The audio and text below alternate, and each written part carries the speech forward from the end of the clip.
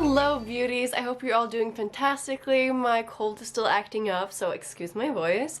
Now it's finally September, so I can do my August reading wrap up. I read a lot of graphic novels and comics this month, but just so you know, it's probably just gonna be this video in the future. I don't have enough money to buy more graphic novels or comics because they're hecka expensive, which all respect to that, but so I'm just gonna read normal books from now on if you're not a fan of manga and comics and graphic novels. So let's get into the video. First one is Full Metal Alchemist volumes 1, 2, and 3, and I have heard people talk so many great things about this, especially Elliot Brooks. She likes these books a lot. They're like a fantasy manga.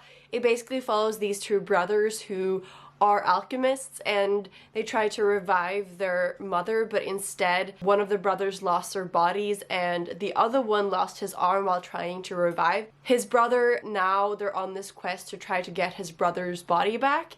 So he's basically tied his brother's soul to a metal armor, and that's kind of like the story you follow, the plot. So this was way more manga than I expected it to be. They have all these like strange expressions, or like, you know, like cute expressions and that kind of thing, and I'm not really a huge fan of that side of manga, especially since I got into manga through Death Note, which is a much more like conversation based and less action based manga. But yeah, I liked it. I gave it 3 stars, but I don't really get like the hype. I'm definitely going to continue with the series. Next, I read these two little babies, Heartstopper volume 1 and 2.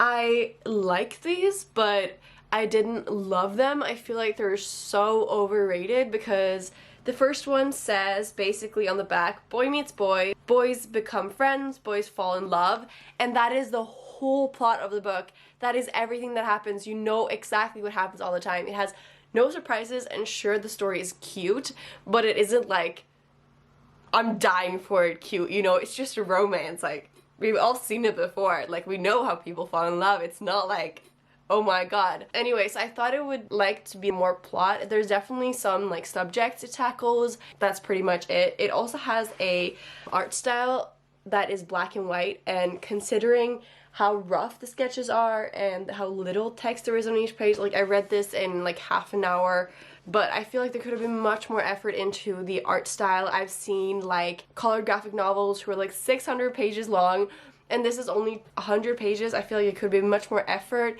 definitely colored at least. So for me, it was like a little bit too simplistic, I guess. I wish I liked more. And in the second one, it gets like more explored. I gave them both 3 stars. It was like very average, I guess. Next, I read On a Sunbeam by Tilly Walden, and oh my god, this is like a must read if you like graphic novels and sci-fi. It is, oh my god, it's so amazing. So this is a world where there's only women, only girls, only girl-girl romances, and you don't really get that explained so much why it is that way, but I don't mind that at all. And you get to follow this person who goes to this boarding school, and she meets this girl, and that's one timeline you follow. And then you follow one timeline in the future where she works for this restoration fleet, which basically restores old buildings in space. So it takes place on a ship, and one takes place at the school, and you follow the 2 timelines and how they kind of meet. It is amazing. Like, it's so great. I love it. I love the sci-fi aspect. The artwork is amazing. It's quite like a thick, heavy sci-fi, but the artwork is focusing on a few colors. It has amazing space scenery, and it has a lot of emotional moments. This one, for example, like you can see just the lighting like through the window is like so nicely illustrated. Like a lot of these type of pictures, they're just so beautiful, and there's so many who are just like perfect tattoo ideas. Like, it's just, I don't know, I really loved it. I thought it was amazing. If I have one critique, I thought that sometimes the faces of the characters are a little bit too similar. Like in the drawing style, I feel like their faces could have been more different. If they didn't have different hairstyles, I wouldn't have been able to tell who is who. So that could have been different. It has amazing characters, amazing romance, amazing space. Everything is amazing. You have to read this. Oh my god, I loved it. It was amazing. After that, I read this one. This is The Black Tides in Heaven by Yu Young, and I didn't know about this before, that's funny. I didn't know this one before, and I found it in my science fiction bookstore because I really like this cover art. I think it's really cool, and also in the continuous of the series. I've never heard about it. It's a very short fantasy book. It is basically about these twins who are born into this hierarchy, and the mother is so cold, like she doesn't like them at all, and she keeps a deal with the priest of the town, so she has to give her twins to this priest, and then loads of things start to happen, and it turns out one of the twins has powers to see the future, and they kind of end up of two sides in this fantasy world. So I know this is kind of like a controversial fantasy in a way because it doesn't have that much depth, and I know a lot of fantasy novels these days, like, they want you to be very committed to the world, they want details about the world, the magic, everything.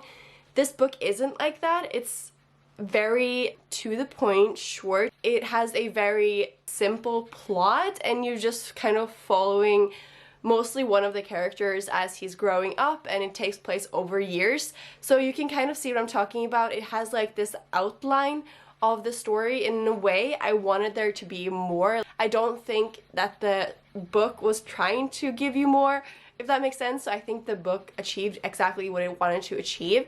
I gave it 3 stars as well, but I definitely have strong feelings about this, and I'm going to continue with the series because I think it's interesting, but it doesn't have you extremely committed, but it had moments where I was really into the story. So it's like a strange balance in this book. The author likes to be referred as the pronoun they or them, or all kids in this world are born without a gender, and when they decide what gender they want to be, then they get an operation to become the gender, so they're all born genderless.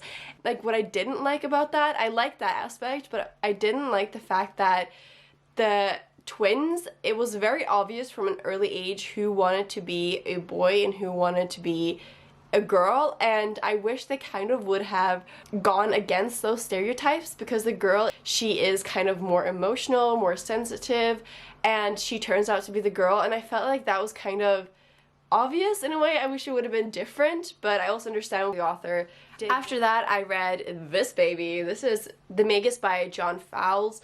I read The Collector by him, and it's one of my favorite classics of all time, so I decided to pick this up. It's quite a thick book, and oh my god, this book is like so strange. I don't think I've ever read a book that's this strange. It really makes you think. It really makes you unsure of what's going on. The more I take time afterwards, it's like one of the best books I've ever read. But I also kind of hate it because when I was reading it, like, nothing happened this part of the book. Like, I felt like this could have just been taken out and the book would have been just as good, but I'm not sure anymore. I feel like everything was necessary for like this to happen. So you're basically following this professor guy called Urfi, and he gets a job position on a Greek island. So he travels to this Greek island and he meets this man there who like slowly plays these psychological games with him, and he's caught into this weird situation where these characters or people go in and out of his life, and he doesn't know if the people are being controlled by this man on the island or if they're being themselves, or it's like, it's such a mindfuck. Like, you're reading this and you don't know, you're like there with the character, but the ending was so strange and so amazing, and I don't know, like, it's such a strange book. Like, I wish I could explain to you why I like this, but I think this book has a lot of great concept. It has a lot of great quotes. I saw on Goodreads that I rated it 3 stars, but I just bumped it up to 4 because I'm not even sure. Maybe it's a 5-star book. Like, I don't know if I enjoyed reading this book, but it was amazing. It was a strange book. Then we have Space Dumplings by Craig Thompson. This is kind of like a graphic novel space for kids in a way. You follow this character who is kicked out of her school, and her parents have to find a new school for her, and it's all happening in space. And then she is thrust into this event where she has to save her father because he's gone missing, and the world is kind of tumbling and it's being eaten by space whales. And yeah, so you get to follow basically these three characters as they try to find her father. It's definitely more directed towards children, but it's kind of for all ages as well. I gave this 4 stars. I thought it was a solid read. I really liked the art style. It was really cute. It had like the very normal common arc of where the story goes. There was nothing deeper to the story. The details that the illustrator has put into the art is just amazing. I really appreciate it when you can see that the artist is dedicated. Like, that is so important, and the detail is just amazing. So yeah, I thought it was really good. Then I read Cage of Souls by Adrian Tchaikovsky. This I did a book review on, so click in the cards if you want more information on that. It's like a very far in the future post-apocalyptic dystopian book. So you follow this main character. His name is Stefan Advani, and he commits a crime, so he's sent to this island where all criminals are kept, where the wardens and the prison guards there can do whatever they want to the prisoners there. And at the same time, there is this Shadrapad, which is the last city on Earth, and it's only 100,000 people left, and you don't know what happens. You never get to answer to what happened to Earth for it to turn out this way. I gave this book 5 stars despite that it has some strange choices, like the fact that you don't get that much answers. I still would recommend it, and I still give it 5 stars because I think the author did exactly what it wanted to do.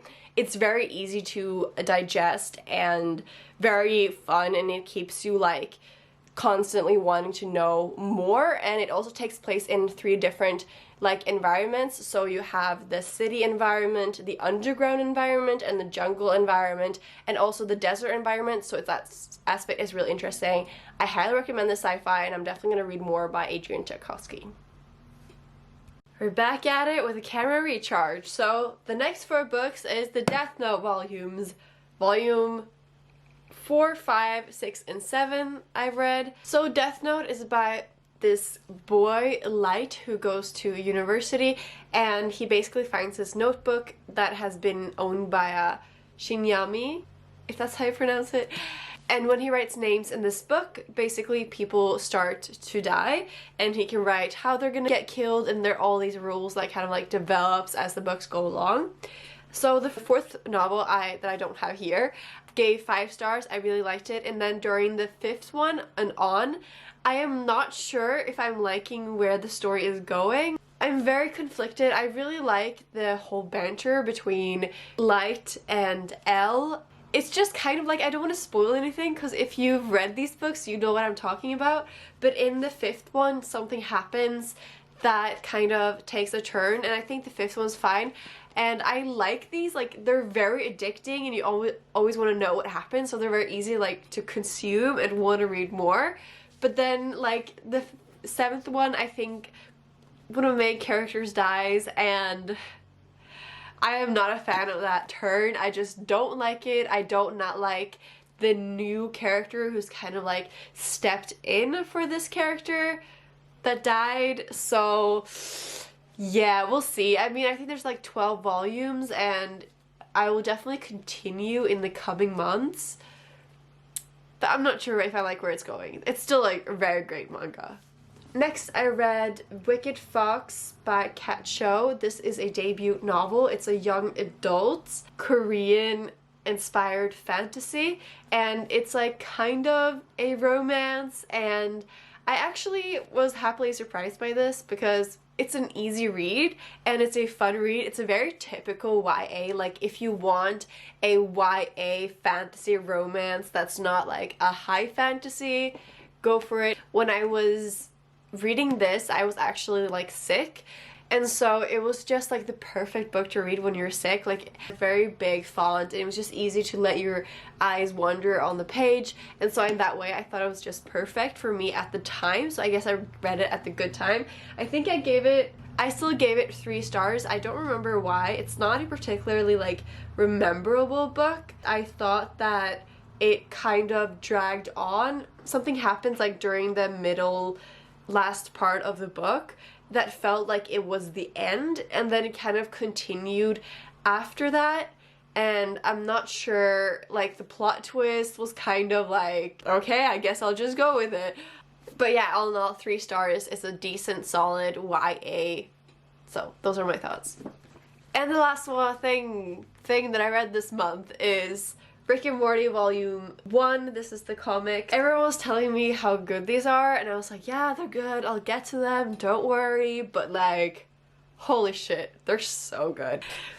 Like, while I was reading this, you know how Rick and Morty, they have these like very peculiar voices, and while I was reading it, like, I couldn't help but play those voices in my head, and it was just so accurate to the things they would say. And sometimes I even tried to like say it out loud, and it just made me laugh out loud so many times. It was great. It was just in tone with the actual series, so if you like the TV series, then you'll definitely like these comics. It was exactly the same. It was amazing. I think I liked the first story the most, and after that they kind of like go downwards, but then they also had some short stories at the end that was just so funny. Like, there's this couple with Summer, one that where she's like, her being at a job interview, and he asked, under experience with leadership and or food management, you wrote, technically yes, because she's been managing actual live food. Like, it's funny, okay? Just read it if you like Rick and Morty. It was amazing. So those are all of the books that I read this month. Yeah, there's some great recommendations in here. I hope you enjoyed. Comment below any recommendations, what books you read this month. Talk to me about books. I love that. And I'll talk to you guys soon. Bye!